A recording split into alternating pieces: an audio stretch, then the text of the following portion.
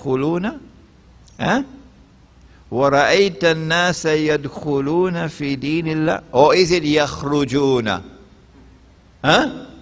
يَدْخُلُونَ means entering, and يَخْرُجُونَ means going out. Going out. When you see them going out, what do? This is my opinion, that we have to separate ourselves from that world which is waging war on Islam. And the best way to separate ourselves is to go to the countryside, to the remote countryside. And in the remote countryside, build villages, Muslim villages. They don't have to be exclusively Muslim. No, non-Muslims can live with us, as they've always lived with us, on the condition that you're waging no war on Islam. You must show respect for Islam, yes. You're a Hindu, you're a Christian, you can live with us. But you can't live with us and be part of the war on Islam and support our enemies. No. And that in these Muslim villages, you're organized as a jama'ah. And the jama'ah must have an amir. And the jama'ah must give the pledge to obey the amir. And the amir must enforce the deen to the extent that he has capacity to do so on the members of the jama'ah, in a small way, in the village. And if they come after you in the village as well, with their helicopters and their gunships, and terrorizing you in the village itself, well then what else is there but to flee in the mountain in a cave? But don't leave your Islam.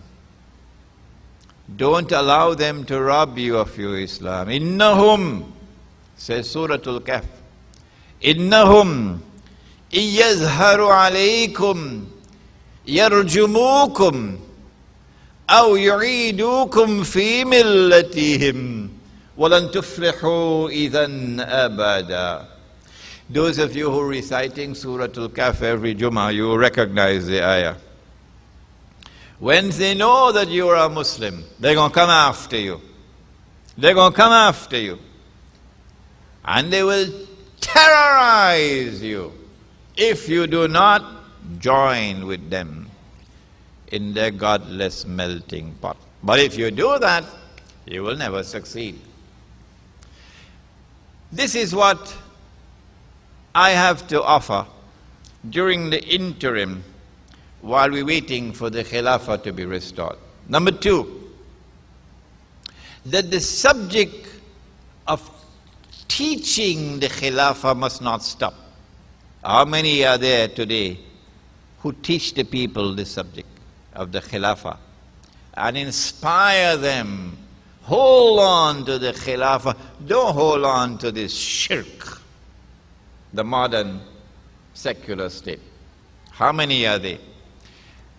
Thirdly, that even while we seek security in the remote countryside, in the Muslim village, Nabi Muhammad ﷺ said that there'll always be a part of my ummah who will wage jihad until the last day. There is jihad now. The struggle to liberate the Holy Land from the most awesome oppression that history has ever witnessed. That jihad is already going on. This afternoon we'll explain to you how it is Hamas won the elections. Not surprising. You hold an election in Pakistan now, a free and fair election. As soon as our election finished, Musharraf on some plane back to Washington. Yeah? He and the whole cabinet. You hold an election now in Jordan, a free and fair election.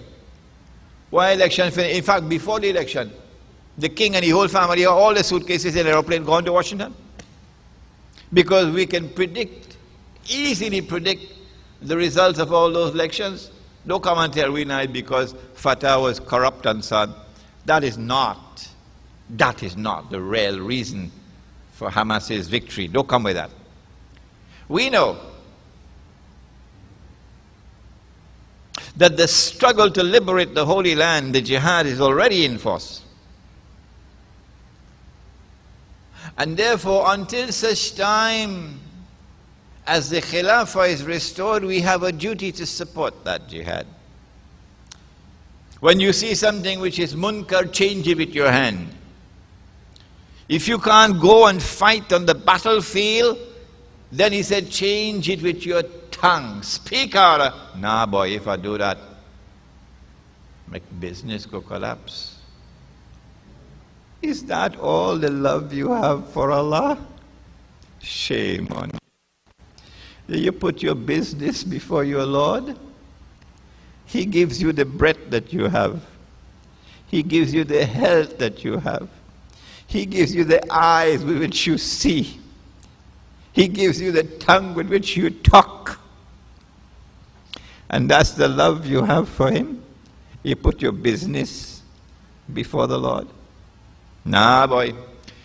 If I support the struggle to liberate the Holy Land, me go get no US visa.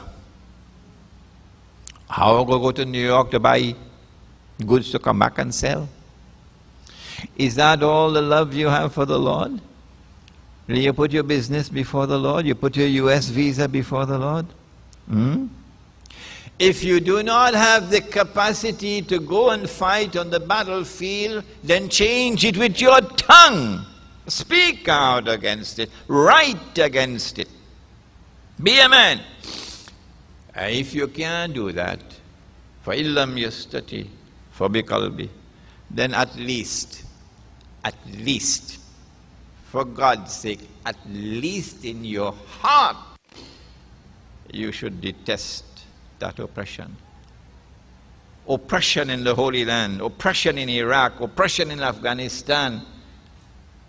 And yet we have leaders, even in this country, who support the oppressor. Until such time, therefore, as the Khilafah is restored, these are the things that we should do. How will the Khilafah be restored? Nabi Muhammad sallallahu ta'ala alayhi wa sallam said, and Sheikh Ali Mustafa reminded me of the hadith last night when we were coming back from Barakpur. He said, even if it's the last day, even if the last day has come, Allah will lengthen that day, so that a man can emerge who will have my name, and his father's name will be my father's name. And he'll have a broad forehead and a large nose. And he'll be known as Imam Al-Mahdi. Imam Al-Mahdi. This is some child who disappeared in some cave. This is no Nancy story. That is a Nancy story. This is the true one. And he will rule the world with justice in place of the oppression which will be there prior to his advent. When will he come? You, my audience, having listened to the previous lectures, would understand that it is Allah who chooses the time for him to come. Number two, you, the audience, will understand that the advent of Imam Al-Mahdi is an event, I'll use a long word now, is an event which will be contemporaneous, occurring at the same time, which would be contemporaneous with the return of Nabi Isa alayhi salam. You, my dear audience, would understand, having listened to the previous lectures, that Nabi Isa alayhi salam cannot return until Dajjal has completed his mission. It is so simple. It is so logical. Dajjal has first to declare, I am the Messiah. And people have to recognize him as the Messiah. And then he had to rub his hands and say, look at them, I'll give them a 6 for a 9. Mission accomplished. The great pretender. Only after that can the true Messiah return. And so, the advent of Imam Al-Mahdi is something that is linked with the completion of Dajjal's mission. Dajjal's mission, when you read Jerusalem in the Quran, you will find my opinion, and Allah knows best, that Dajjal's mission is divided into 3 stages. Stage 1 lasting for a long, long time, and that already finished when Britain was the ruling state in the world. Stage 2, which lasts for a shorter period, and that is now finishing, when the United States of America would be the ruling state in the world. But the United States will not rule the world forever. In fact, this afternoon, when we look at the implications of an Israeli attack on Iran, which seems to me inevitable, I hope it does not occur, but it seems to me inevitable. If Israel attacks Iran, that's the finish. That's the end of the United States. We'll discuss that this afternoon. And so we are at a moment in time when stage 2 is coming to an end. Remember, this is my opinion. And stage 3 is about to commence. The last stage in the mission of Dajjal is the shortest. And in that stage, Israel becomes the ruling state in the world. Which is why Mr. Manning went on his pilgrimage to Jerusalem. See? You reading what we're writing? When Israel becomes the ruling state in the world, Israel will rule the world for a day like a week, a short period of time. When that has come to an end, then Dajjal will enter into our world, because his day will now be like our day. وَسَائِرُ أَيَّامِهِ كَأَيَّامِكُمْ. All his days, meaning all the rest of his days, will be like your days. So he'll be in our dimension of time. So we could see him. It is at that time when Dajjal is now ruling the world from Jerusalem, and children now at school should live to see it. Yeah. At that time we can expect the Imam. Not now. Where is the Imam going to come from? Not Indonesia, man. Indonesians are convinced. No. A Muslim ruler will die, and there will be profound disagreements concerning succession.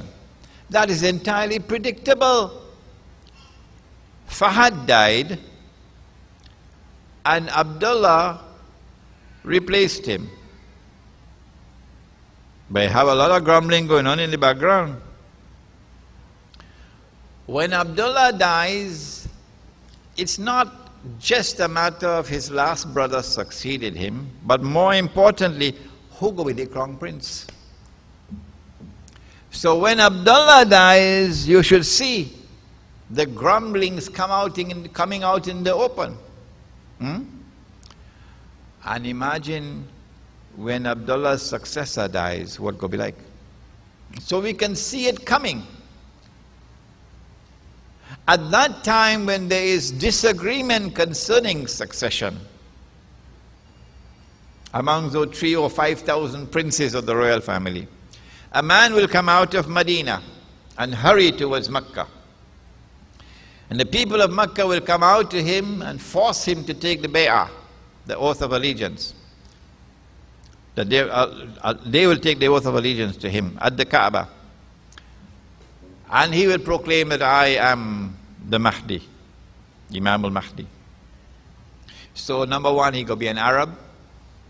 Number two, he'll be a resident of Medina. He can't be Shia, because Mecca will never accept a Shia as the Imam. He has to be Sunni. At that time when he proclaims himself the Mahdi, how will we know that he is indeed the Mahdi? We will know that he is Nabi Isa alayhi salam because the Mahdi will confirm it. But how will we know that he is the Mahdi?